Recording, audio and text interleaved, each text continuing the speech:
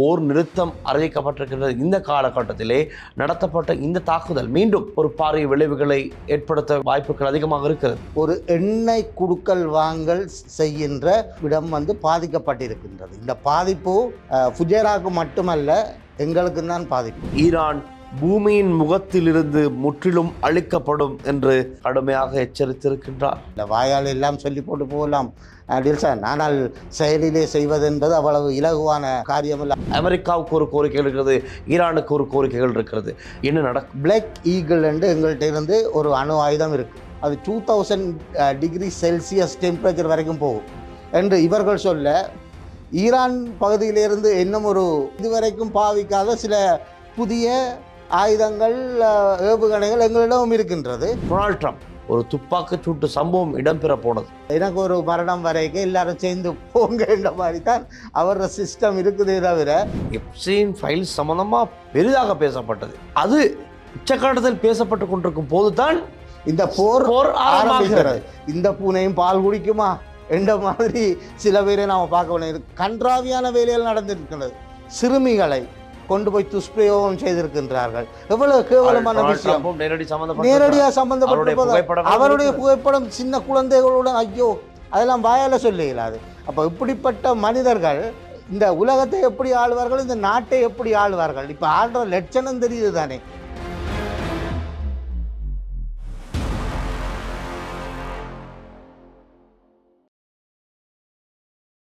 Durga Lakshmi video call ஜோதிடம். எந்த பிரச்சனையாக இருந்தாலும் வீடியோ கால் மூலமாக சரி செய்யப்படும். அனைத்து பிரச்சனைகளுக்கும் 11 நாளில் தீர்வு. லங்கா ஸ்ரீ நேர்களுக்கு வணக்கம். இன்றும் நேருக்கு நேர்காணல் நிகழ்ச்சியினூடாக இணைந்திருக்கின்றோம். இன்றையோடு இந்த நிகழ்ச்சியில் கலந்து கொண்டு பேசுவதற்கு தயாராக இருக்கின்றார் கேப்டன் ஏபிசி காஷ்மீர். வணக்கம். வணக்கம் திரு டில்சன் அவர்களே.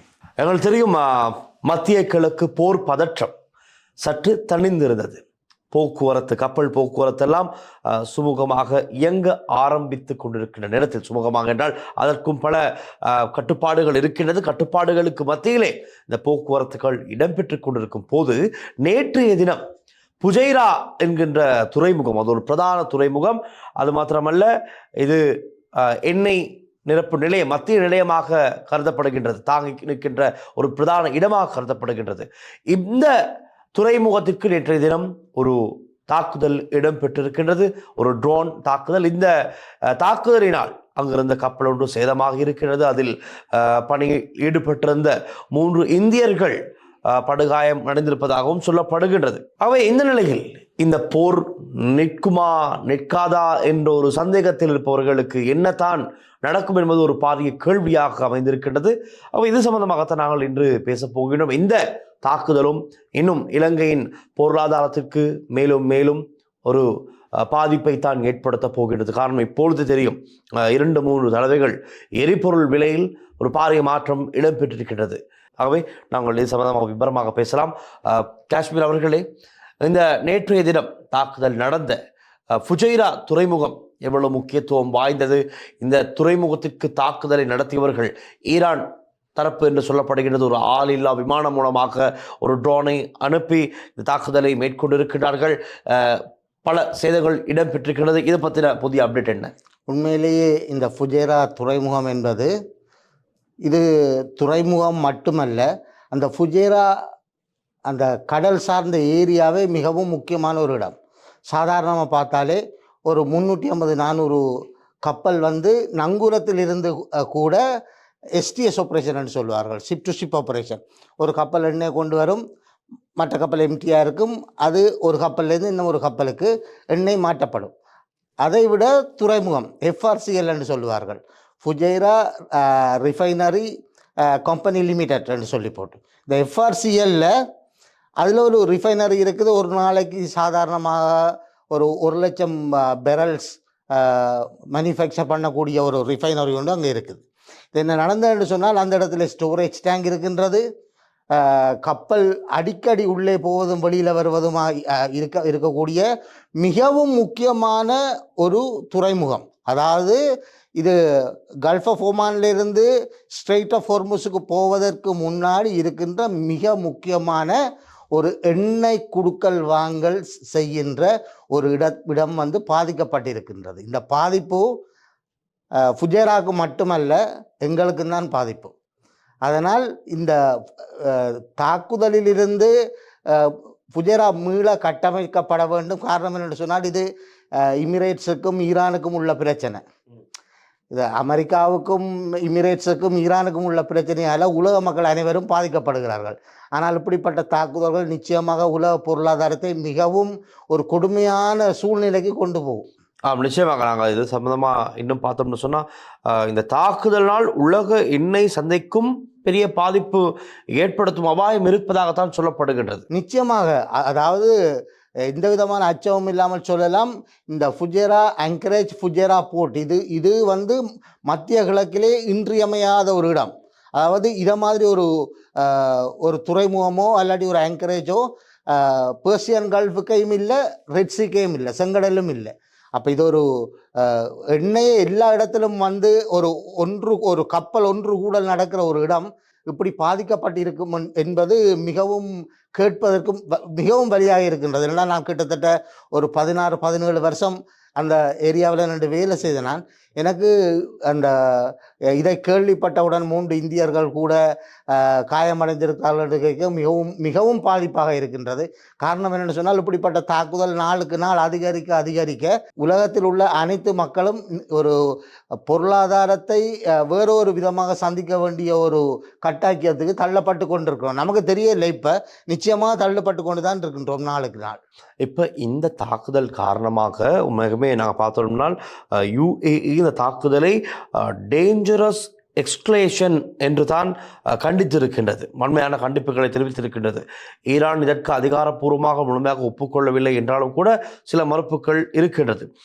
இந்த தாக்குதல் காரணமாக மீண்டும் ஒரு பதற்றம் அதிகரித்திருக்கின்றது. ஆகவே இந்த போர் நிறுத்தம் அறிவிக்கப்பட்டிருக்கின்றது. இந்த காலகட்டத்திலே நடத்தப்பட்ட இந்த தாக்குதல் மீண்டும் ஒரு பாரிய விளைவுகளை ஏற்படுத்த விட வாய்ப்புகள் அதிகமாக இருக்கிறது. பெரிய பாரிய விளைவுகளை நிச்சயமாக ஏற்படுத்தும். காரணம் என்னென்னு சொன்னால், இந்த ஃபுஜேராவில் US நேவி பேஸ் ஒன்று இருக்குது. இந்த தாக்குதல் வந்து இந்த இடத்துக்கு வந்து இந்த இடத்தால் எந்த இடத்தை போய் பாதிக்கப்பட்டிருக்கின்றதை அது நிச்சயமாக நாங்கள் கூர்ந்து பார்க்க வேண்டும். காரணம் என்னென்னு சொன்னால், அங்கே ஈரானிலிருந்து நடத்தப்பட்ட தாக்குதல் இது அமெரிக்கன் பேஸுக்கு வந்ததா இல்லை என்று சொன்னால் ரிஃபைனரிக்கு வந்ததா என்றதான் இங்கே நாம் உன்னித்து பார்க்க வேண்டிய விஷயமாக இருக்கின்றது. இப்போ ஏன் இன்னமும் இந்த போர் ஒரு முடிவுக்கு வராமல் இருக்கின்றது? என்ன காரணம்? அமெரிக்க பக்கம் இஸ்ரேல் பக்கமும் விட்டுக் கொடுப்பதாக இல்லை, ஈரான் பக்கமும் விட்டுக் கொடுப்பதாக இல்லை. தொடர்ந்து இந்த தாக்குதல்கள் மாறி மாறி பதிலுக்கு பதில் செய்து கொண்டு தான் இருக்க போகிறார்களா? உங்களுடைய எண்ணப்பாடு என்ன? இதை சொல்வதென்று சொன்னால், இந்த போரை நிறுத்தினால் உலகத்தில் உள்ள ஒரு சில தலைவர்களுக்கு வேறு பிரச்சனைகள் வர்றதுக்கு நிறைய சாத்தியக்கூறுகள் இருக்கின்றது. அதனால் இந்த போரை நிறுத்துவதற்கு தலைவர்கள் விரும்புகிறார்கள் இல்லை. இப்போ உதாரணத்துக்கு அமெரிக்காவில் ஒரு சட்டம் இருக்கின்றது, 60 நாட்கள் இந்த போரை நடத்த வேண்டும் என்று சொன்னால் அமெரிக்கா தலைவர் வந்து அவையோட காங்கிரஸ் என்ற ஒரு கம்யூனிட்டியில் அவை வந்து அங்கே இருந்து பெர்மிஷன் எடுக்க வேணும். 60 நாள் முடிந்து மீண்டும் 30 நாள் தொடர வேண்டும் என்று சொன்னால் திருப்பி நீடிப்பதற்கு ஒரு பெர்மிஷன் எடுக்க வேணும். இப்போ 2 மாதத்துக்கு மேலே இந்த சண்டை போய்கொண்டிருக்கு. காரணம், ஒவ்வொருத்தரும் ஒவ்வொரு மீடியாக்களும் ஒவ்வொரு விதமான செய்திகளை நமக்கு நாளுக்கு நாள் சொல்லி கொண்டிருக்கின்றது. காரணம் என்னென்று சொன்னால், இந்த தலைவர்களுக்கு இருக்கிற பிரச்சனையை வந்து உலக மக்கள்கிட்ட தலையில் கொண்டு சுமத்துறது அது நியாயமான காரியம் இல்லை. அதை தலைவர்கள் உணர்ந்து நடக்கும் வரை நிச்சயமாக இந்த போர் நிற்கப் போவதும் இல்லை. இதனால் வரப்போகின்ற எதிர்கால விளைவுகளை நாம் எப்படி சந்திக்க போவோம் என்று நினைக்கும் போது மிகவும் ஏக்கமாகவும் பயமாகவும் தான் இருக்கின்றது. இந்த நிலையில்தான் ஓர்மூஸ் நீரிணை ஊடாக கப்பல்கள் பாதுகாப்பாக பயணிக்க வழிநடத்தும் அமெரிக்க கடற்படை கப்பல்களின் நடவடிக்கையை ஈரான் படைகள் குறிவைத்தால் ஈரான் பூமியின் முகத்திலிருந்து முற்றிலும் அழிக்கப்படும் என்று கடுமையாக எச்சரித்திருக்கின்றார். அது இலகுவான விஷயம் அல்ல. வாயால் எல்லாம் சொல்லி போட்டு போகலாம் டில்சன், ஆனால் செயலிலே செய்வது என்பது அவ்வளவு இலகுவான காரியம் இல்லை. அவங்க சும்மா பயமுறுத்தி கொண்டே இருக்கிறாங்க. இப்போ இருக்கிற இஷ்யூன்னு சொன்னால் கிட்டத்தட்ட 2000 கப்பல் இந்த ஹோர்முஸ் நீரிணைக்க சிக்கப்பட்டு போய் நிற்கின்றது. கிட்டத்தட்ட 2000 கப்பல். அப்போ இந்த 2000 கப்பலையும் வெளியில் போகிறதுன்னு சொன்னால், இப்போ ஈரான் பேச்சுவார்த்தையில் சில விஷயங்கள் சொல்லி இருக்குது.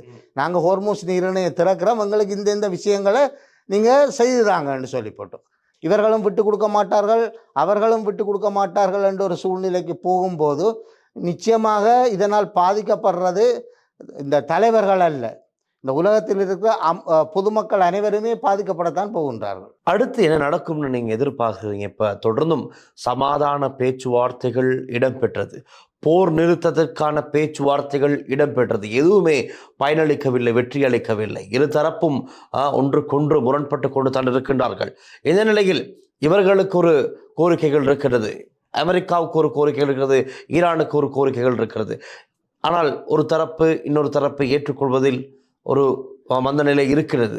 என்ன நடக்கும்? இது ஒரு ஆள் பயமுறுத்துறது. என்ன சொல்கிறாங்கன்னு சொன்னால், இப்போ யுஎஸ்ஏ சைட்ல இருந்து சொல்கிறாங்க, பிளாக் ஈகிள் எங்கள்கிட்ட இருந்து ஒரு அணு ஆயுதம் இருக்குது, அது நாங்கள் ஸ்டார்ட் பண்ணி உங்களை டார்கெட் பண்ணுறதுக்குன்னு சொன்னால் அது 2000 டிகிரி செல்சியஸ் டெம்பரேச்சர் வரைக்கும் போகும். 100 டிகிரி என்றாலே ஃபயர், 2000 டிகிரி செல்சியஸ்ன்னு சொன்னால் அப்படி இருக்கும். ஆனால் அது ஒன்றின் விலை கணக்கெடுக்கப்பட்டிருக்கு. இலங்கை விலைக்கு கிட்டத்தட்ட 1000 கோடி ஒன்றின் விலை என்று இவர்கள் சொல்ல, ஈரான் பகுதியிலிருந்து இன்னும் ஒரு விடயம் ஒன்று அவங்க முன்வைத்திருக்கிறார்கள். எங்களிடம் இதுவரைக்கும் பாவிக்காத சில புதிய ஆயுதங்கள், ஏவுகணைகள் எங்களிடம் இருக்கின்றது. அந்த நேரம் இவர்கள் ஒன்று சொல்லுகிறார்கள் என்று சொன்னால் அவர்கள் கொஞ்சம் பணிந்து போகுது என்று சொல்லியோ, அல்லாட்டி ஈரான் ஒன்று சொல்லுதென்றால் அதை அமெரிக்கா கேட்கும் என்ற சூழ்நிலையில் இப்பொழுது இல்லை. இப்பொழுது இவர்கள் ரெண்டும் அடித்து கொள்ள வேண்டும், இவர்கள் 2 பேரும் யுத்தம் நடத்த வேண்டும், மக்கள் பாதிக்கப்பட வேண்டும் என்ற ஒரு சூழ்நிலையில் தான் 2 பக்கம் போக போக 2 பக்கமும் எந்த விதமான ஒரு விட்டு கொடுப்பு தன்மை இல்லை என்று சொன்னால் இது இன்னும் 2 கிழமை 3 கிழமை. உங்களுக்கு தெரியும், பெட்ரோலும் டீசலும் விலை ஏறிட்டுது ஸ்ரீலங்காவில். பெட்ரோல் டீசல் மட்டும் இல்லை, நீ கப்பல்ட போக்குவரத்து குறைய குறைய கப்பல்ட எண்ணெய், கப்பலுக்கு இயந்திரத்துக்கு பாவிக்கிற எண்ணெய்கள் கூட கூட விலை அதிகரிக்க மற்ற பொருட்கள் எல்லாம் தானாக விலை அதிகரிக்கும். இதை எதிர்கொள்வது என்பது இப்போ எண்ணெய் விலை உயர்கிறது, கப்பல் போக்குவரத்து கஷ்டமாக இருக்குதுன்னு சொல்லி போட்டு வேலை செய்கிற கம்பெனிகளில் சேலரி இன்க்ரிமெண்ட் இதுக்கெல்லாம் கொடுக்க போகிற இல்லை. அப்போ இந்த பிரச்சனைகளை எதிர்கொள்றதுன்றது பொதுமக்களுக்கு மிகவும் கஷ்டமான விஷயம், பொதுமக்களுக்கு கஷ்டமான விஷயம். இதனால் எதிர்கால நாளாந்த நடவடிக்கை எப்படி நடக்க போகுதுன்றது நிச்சயமாக ஒரு கேள்விக்குறியான விஷயமாக தான் இருக்கு. உண்மைக்குமே நாங்கள் இந்த இடத்துல ஹார்முஸ் நீரிணை சம்பந்தமாக பேசியாக வேண்டும். ஹார்முஸ் நீரிணையின் தற்போதைய நிலை என்ன அப்படின்னு பார்த்தோம்னு சொன்னால், ஈரான் இந்த கடல் பாதையை முழுவதுமாக கட்டுப்படுத்த முயற்சி செய்கிறது. பல கப்பல்கள் தாக்கப்பட்டுள்ளன. கப்பல் போக்குவரத்து தற்போதைக்கு 70% வரை குறைந்திருப்பதாக தான் சொல்லப்படுது. உண்மையா? நிச்சயமாக அது உண்மையான ஒரு தகவல் தான். காரணம் என்னென்னு சொன்னால், ஒரு போர் சூழல் நடக்கும் இடத்திற்கு தங்களுடைய கப்பலை அனுப்புவதற்கு எந்த ஒரு கப்பல் கம்பெனியோ கப்பல் ஓனரோ விரும்ப மாட்டாங்க. என்னென்னு சொன்னால் அது கப்பலுக்கும் பாதுகாப்பு அல்ல, கப்பலில் தொழில் புரியும் மாலுமிகளுக்கும் பாதுகாப்பு அல்ல, கப்பலில் இருக்கிற சரக்குக்கும் அதை போகாது, எந்த விதமான காகோவாக இருக்கட்டும் அதுக்கும் பாதுகாப்பு இல்லை. அப்போ இது ஒரு கப்பல் எண்ணெய் ஏற்றி கொண்டு வருதுன்னு அது தாக்கப்பட்டுட்டேன்னு சொன்னால் அது கப்பல் இருக்கிற எண்ணெய் கடலில் போய் சேரேக்க அது ஒரு பொல்யூஷன். அது அந்த இடத்துல அது இந்த எண்ணெய் கசிவு ஏற்பட்டு சொன்னால் அதனால் வர்ற பின்விளைவுகள், அது கடல் சுத்திகரிப்பு செய்ய வேண்டும். கொஞ்சம் காலத்துக்கு அதில் மீன் பிடிக்கக்கூடாதுன்னு சொல்லுவாங்க, கடல் உணவு சாப்பிட வேணாம்னு சொல்லுவாங்க அந்த ஏரியாவில். இது இந்த பிரச்சனையை இழுபட்டு கொண்டு போகும் என்று சொன்னால் நிச்சயமாக இது அது வாயால் சொல்ல இயலாது, அந்த அளவுக்கு பெரிய பிரச்சனை ஒன்று இந்த உலகத்துக்கு வரப்போகின்றது. இதுக்கு காரணம் 3 நாடுகள் தான், அமெரிக்கா, இஸ்ரேல், ஈரான். இந்த 3 நாடுகளும் ஒருத்தருக்கு ஒருத்தர் விட்டு கொடுக்காமல் போகும் வரைக்கும் எதிர்கால விளைவுன்றது நாம் வாயால் கதைக்கிற மாதிரி இல்லை, மிகவும் ஒரு கொடூரமான சூழ்நிலைகளை சந்திக்க வேண்டி வரும். ஆனால் உண்மைக்குமே இப்போ பார்த்தோம்னு சொன்னால், இப்போது இருக்க சூழ்நிலையில் இந்த 3 நாடுகளை தவிர்த்து வேறு எந்த நாடுமே இந்த போருக்கு விருப்பம் இல்லை. யாரும் ஏற்பட, ஏன்னா ஏதோ ஒரு தாக்கத்தை நோக்கி எல்லா நாடுகளும் சென்று கொண்டிருக்கும் போது இந்த 3 நாடுகள் இப்படியான குழப்பத்தில் ஈடுபட்டு கொண்டிருக்கின்றது. இது ஒரு பாரிய பிரச்சனை. இன்னும் பல நாடுகள் இன்னமும் கடந்த வருடங்களில் இருந்த பொருளாதார வங்குரோத்து நிலையிலிருந்து மீள எழுந்து நடக்கவே பாரிய கஷ்டங்களுக்கு முகம் கொடுத்து கொண்டிருக்கின்றது. இப்படியான நிலையில் டொனால்ட் ட்ரம்ப் ஒரு பக்கம், ஈரான் தரப்பு ஒரு பக்கம், அங்கிட்டு பெஞ்சமின் நெதன்யாஹு ஒரு பக்கம், என்ன நடக்கும் ஏது நடக்கும் என்பதை சொல்ல முடியாமல் இருக்கிறது. ஆனால் சொல்லப்படுவது என்னமோ இப்படித்தான். இந்த நிலை தொடர்ச்சியாக இருந்தால் fuel crisis 2.0 மீண்டும் 2022 போல ஒன்றை இலங்கையிலும் பார்க்கக்கூடியதாக இருக்கும் என்று தான் சொல்லப்படுகின்றது. காரணம், இலங்கை போன்ற சிறிய நாடுகள் இவ்வாறான எரிபொருள் ஏற்றுமதி செய்கிற நாடுகளை நம்பித்தான் இருக்கின்றது. வேற எங்கு செல்வது? ஆகவே இது ஒரு பாரிய பிரச்சனையாக இருக்க போகிறது 2022. சொல்ல வேண்டும், யாரும் மறந்திருக்க மாட்டார்கள். இன்னுமே மறக்க முடியாத பல சம்பவங்களுக்கு இலங்கை நாட்டு மக்கள் முகம் கொடுத்த ஒரு காலப்பகுதி அது. ஆனால் அப்படி ஒரு காலம் 2.0 போல இன்னும் ஒன்று வந்தால் எம்மை போன்ற நாடுகளுக்கு, நாட்டு மக்களுக்கு நிச்சயமாக தாங்கிக் கொள்ள முடியாத ஒரு சூழல் தான் ஏற்படும். டொனால்ட் ட்ரம்ப் அண்மையிலே ஒரு டாக்கெட்டுக்கு இலக்கானார். அதாவது ஒரு துப்பாக்கிச் சூட்டு சம்பவம் இடம்பெற போனது அமெரிக்காவில். ஆனால் ஏதோ அவர் உயிர் பிழைத்திருக்கின்றார், தப்பியிருக்கின்றார். அது சம்பந்தமாக என்ன அப்டேட் இருக்கின்றது புதிதாக? துப்பாக்கிச்சூடு நடத்தினதென்று ஒரு பக்கம் எந்த விதமான ஒரு சலனமும் இல்லாமல் வேலை நடந்து கொண்டு தான் இருக்கின்றது. துப்பாக்கிச்சூடு நடந்துட்டு எந்த விதமான தயக்கம் இல்லாமல் நாளாந்த விடயங்கள் வெள்ள மாளிகைகள் நடந்து கொண்டு தான் இருக்கின்றது. அடுத்ததாக என்னென்று சொன்னால், இந்த துப்பாக்கிச்சூடு நடத்தியவரை பற்றி இன்னும் இன்வெஸ்டிகேஷன் முடியலை. இதில் அடுத்த பக்கம் நாம் எடுத்து பார்த்தோம்னு சொன்னால், டொனால்ட் ட்ரம்ப் அவர்கள் தனக்கு வெள்ளை மாளிகைக்கு அருகிலே ஒரு போல் ரூம் உண்டு, $400 மில்லியன் கட்டித்தர சொல்லி ஒரு ரிக்வெஸ்ட் ஒன்று கொடுத்ததாகவும், அது என்ன ஏற்றுக்கொள்ளப்படாமல் இருந்ததால் இப்படி ஒரு விஷயம் நடந்து விட்டால் தனக்கு பாதுகாப்பு இல்லை, எனவே இதை எனக்கு செய்து தாருங்கள். அவருக்கு இப்போதைக்கு ரிட்டையர்ட் ஆகிற எண்ணமே இல்லை. அவருக்கு இருந்து இந்த உலகத்தையும் மக்களையும் நாசமாக்குற திட்டத்தில் தான் டொனால்ட் ட்ரம்ப் இருக்கிறாரே தவிர அவருக்கு அமைதி என்றது இப்போ ஒரு தேவையில்லாத ஒரு விஷயமா போயிட்டுது. என்னென்னு சொன்னால், அவருக்கு வயது போயிட்டுது, எனக்கு ஒரு மரணம் வரைக்கும் எல்லாரும் சேர்ந்து போங்கன்ற மாதிரி தான் அவரோட சிஸ்டம் இருக்குதே தவிர எதிர்கால சந்ததிக்கு அவர் எதுவும் செய்து வைக்க போகிறாருன்ற மாதிரி ஒன்றுமே தெரியலை. அவர் செய்கிற வேலைகள், அவர் கதைக்கிற கதையெல்லாம் கொடூரமானதும் அந்த மனித நேயத்துக்கு எதிரானதுமாகத்தான் இருக்கின்றது. இப்பொழுது எப்ஸ்டீன் ஃபைல்ஸ், இது இந்த போரெல்லாம் நடக்கிறதுக்கு முன்பாக எப்ஸ்டீன் ஃபைல்ஸ் சம்பந்தமா பெரிதாக பேசப்பட்டது. அது உச்சகாட்டத்தில் பேசப்பட்டு கொண்டிருக்கும் போதுதான் இந்த போர் ஆரம்பிக்கிறது. அதற்கு பிறகு அந்த எப்ஸ்டீன் ஃபைல் சம்பந்தமான எந்த விதமான கதையும் இல்லை. என்ன இந்த எப்ஸ்டீன் ஃபைல்ஸ் என்ன நடக்கும்னு சொன்னால், இந்த போரை நிப்பாட்டினா அந்த ஃபைல் திறக்க வேணும். இந்த போரை நிப்பாட்டி அந்த ஃபைலை திறந்தா இது டொனால்ட் ட்ரம்ப் மட்டுமல்ல, உலகத்தில் உள்ள தலைவர்கள், நாட்டை ஆள்பவர்கள், கோடீஸ்வரர்கள் பேர் வெளியில் வர வேண்டியிருக்கும். இது ரொம்ப அவமானமான விடயங்கள் எக்கச்சக்கமாக நடந்திருக்கின்றன. ஆயிரக்கணக்கில் வீடியோக்களும் லட்சக்கணக்கில் ஃபோட்டோக்களும் கையளிக்கப்பட்டிருக்கின்றது. இருந்தாலும் அவர்கள் என்ன கேட்கின்றார்கள் என்று சொன்னால், இதற்கும் சாட்சி வேணும் என்று. அதற்கு சாட்சியை சமர்ப்பிப்பதற்கு சில பேர் முயற்சி செய்கின்ற வேளையில்தான் யுத்தம் ஆரம்பித்தது. இப்போ யுத்தத்தை நிறுத்தினால் இந்த ஃபைல் எல்லாத்தையும் வெளியில் கொண்டு வரைக்க இது மிகவும் அவமானமாக இருக்கும். அவமானம் என்று சொன்னால் இது பரம்பரைக்கே அவமானம். இனி டொனால்ட் ட்ரம்ப்பாக இருக்கட்டும், டொனால்ட் ட்ரம்ப்போட பிள்ளைகளாக இருக்கட்டும், பேர பிள்ளைகள், பூட்ட பிள்ளைகள், அப்படியே மானம் கப்பலில் ஏறுறது ஃப்ளைட்டில் ஏறுறதான்னு தெரியாமல் போய்கொண்டு இருக்கும். இந்த காரணத்துக்காக வேண்டி தான் இதில் யார் ஈடுபட்டு இருக்கிறார்கள் என்று இன்னும் 100க்கு 100 ஃபைல் வெளியில் வர இல்லை. அது மிகவும் ரகசியமாக வைக்கப்பட்டு இருக்கின்றது. அந்த ஃபைல் எப்பொழுது வெளியில் வருகின்றதோ அப்பொழுது இந்த பூனையும் பால் குடிக்குமா என்ற மாதிரி சில பேரை நாம் பார்க்க வேண்டியது. கன்றாவியான வேலைகள் நடந்திருக்கின்றது. சிறுமிகளை கொண்டு போய் துஷ்பிரயோகம் செய்திருக்கின்றார்கள். எவ்வளவு கேவலமான விஷயம். நேரடியாக சம்பந்தப்பட்ட அவருடைய புகைப்படம் சின்ன குழந்தைகளுடன், ஐயோ, அதெல்லாம் வாயால சொல்ல இயலாது. அப்போ இப்படிப்பட்ட மனிதர்கள் இந்த உலகத்தை எப்படி ஆளுவார்கள், இந்த நாட்டை எப்படி ஆளுவார்கள்? இப்போ ஆள்ற லட்சணம் தெரியுது தானே. அப்போ இந்த நாட்டுக்கும் இந்த உலகத்துக்கும் செய்கிற கேவலமான விஷயங்கள்லாம் உங்களோட மூளைகளுக்கு இருக்கே தவிர இந்த உலகத்தை முன்னுக்கு கொண்டு வரணும், ஒரு நல்ல வழியில் நடக்க வேண்டும், நல்ல பண்பை மக்களுக்கு சொல்லிக் கொடுக்க வேண்டும் இல்லை. எந்த பக்கத்தை தெரிஞ்சாலும், இப்போ ஒரு சின்ன உதாரணம் ஒன்று உங்களுக்கு சொல்கிறேன். நான் கொழும்புக்கு வந்த ஆரம்பத்தில் 1986ஆம் ஆண்டு காலகட்டத்தில் மும்பாய் என்று சொல்லி ஒரு சகோதரர் இருந்தார். அவர் கொஞ்சம் மனநிலை பாதிக்கப்பட்டவர். அவர் திடீரென்று என்ன செய்வார் என்று சொன்னால், ஆக்களை பார்த்த உடனே கதைச்சு கொண்டிருந்தவர் அந்த கையை உயர்த்துறது, பாட்டு பாடுறது, டான்ஸ் ஆடுறதுன்ட்டு வலிக்கிட்டுருவார். இப்போ ஒரு சில தலைவர்கள் இப்படி விரலை காட்டி இப்படி விரலை காட்டி அந்த ஆக்ஷன் கொடுக்க, அப்போ இந்த மும்பாயிட எண்ணம் எனக்கு வருது, இவரும் மனநிலை சரியில்லாமல் தான் விரலை காட்டி என்று இருக்காரு சொல்லுவோம். இப்படியான நிலையில் தான் இருக்கிறது. அமெரிக்க ஜனாதிபதி டொனால்ட் ட்ரம்ப் என்ன சிந்திக்கின்றார், என்ன செய்கின்றார் என்பதே ஒரு கேள்விக்குறியாக மாறி இருக்கின்றது.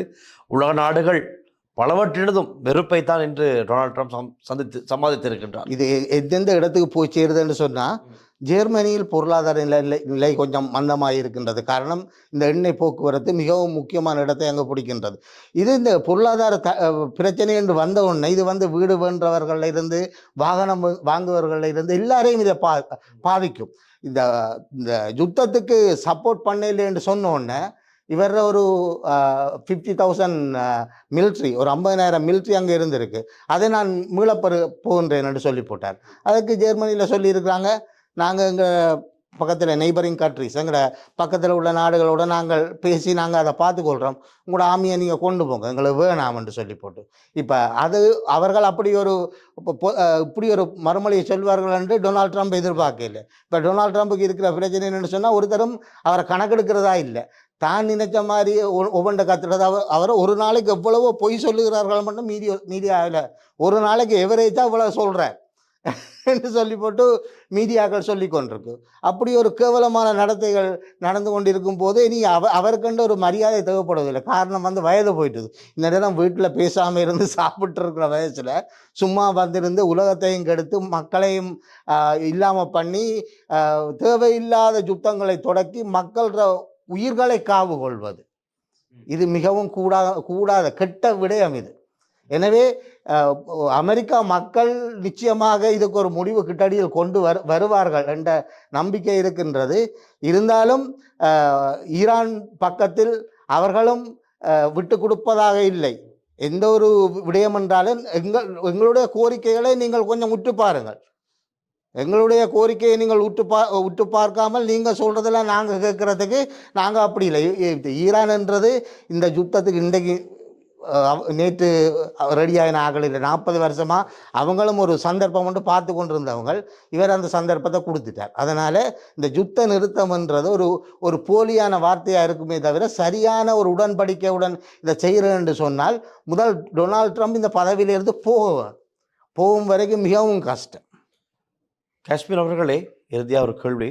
இப்போது சர்வதேச ரீதியாக பல பாதிப்புகளை விளைவுகளை ஏற்படுத்தியிருக்கின்ற இந்த மத்திய கிழக்கு போர் பதற்றத்தை இலங்கை அரசாங்கம், அனுரகுமார திசாநாயக்க ஜனாதிபதி உட்பட இந்த அரசாங்கம் சரியாக கையாளுகிறதா, சரியாக முகாமித்துவம் செய்கின்றதா? காரணம், ஏற்கனவே 2-3 தடவைகள் எரிபொருள் விலை அதிகரிக்கப்பட்டிருக்கின்றது, அது தெரியும். அது இந்த போர் சூழல் காரணமாக அதிகரிக்கப்பட்டிருக்கின்றது.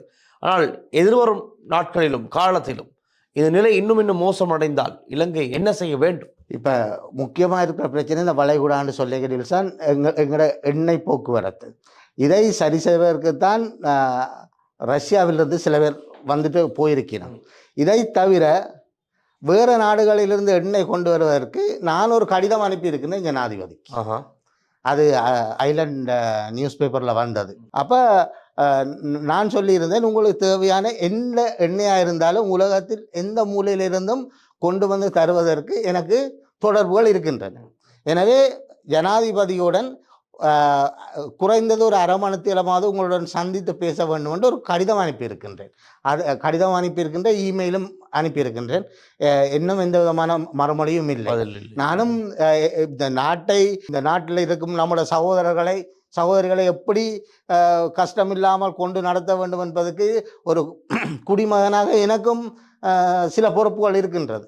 இப்போ ஒரு ஊடகவியலாளராக நீங்கள் அவ்வளவு கஷ்டமான நேரத்திலும் வேலை செய்கிறீர்களோ, அதை மாதிரி என்னால் இயன்றவற்றை இந்த நாட்டுக்கு செய்ய வேண்டும் என்பதில் நானும் மிகவும் தெளிவாக இருக்கின்றேன். நான் யாரையும் பலாத்காரம் பண்ண இயலாது. நான் கேட்கலாம், இப்படி ஒரு விஷயம் எனக்கு தெரியும், என்னோட சேர்ந்தால் உங்களுக்கு நான் இதை செய்து தாரணுண்டு, சேர்ந்தால் செய்யலாம், சேராவிட்டால் நான் வேற பாதையை பார்த்து போய் கொண்டிருக்க வேண்டிய சூழ்நிலை கொண்டு இருக்கின்றது. Right, okay. உங்களுடைய அந்த முயற்சி வெற்றியளிக்க வாழ்த்துக்கள். அந்த முயற்சி வெற்றியிட நான் நினைக்கிறேன் இலங்கைக்கு நிறைய எரிபொருள் ஏதோ ஒரு வகை கிடைக்கக்கூடிய வாய்ப்புகள் இருக்கும் என்று சொல்லக்கூடியதாக இருக்கும். பார்ப்போம் என்ன நடக்கும் என்று. நிச்சயமாக. ரைட், ஆகவே நன்றி கேப்டன் ஏபிசி காஷ்மீர் அவர்களுக்கு நம்மோடு இணைந்து சர்வதேச ரீதியிலான இந்த போர் பதற்றம், மத்திய கிழக்கு போர் சூழல் சம்பந்தமான புதிய அப்டேட்டுகளை நம்மோடு பகிர்ந்து கொண்டமைக்கு நன்றி. நன்றி நன்றி டில்ஷான். நன்றி லங்காஸ்ரீ நேயர்கள் அனைவருக்கும். தொடர்ந்தும் லங்காஸ்ரீயுடன் இணைந்திருங்கள். இன்னும் ஒரு நேருக்கு நேர்காணல் நிகழ்ச்சியோடாக சந்திக்கலாம். ஒளிப்பதிவாளர் லிசேகரன் மற்றும் விஜயகுமாருடன் நான் டேல்ஷான் வின்சன். நன்றி, வணக்கம். துர்கா லக்ஷ்மி வீடியோ கால் ஜோதிடம். எந்த பிரச்சனையாக இருந்தாலும் வீடியோ கால் மூலமாக சரி செய்யப்படும். அனைத்து பிரச்சனைகளுக்கும் 11 நாளில் தீர்வு.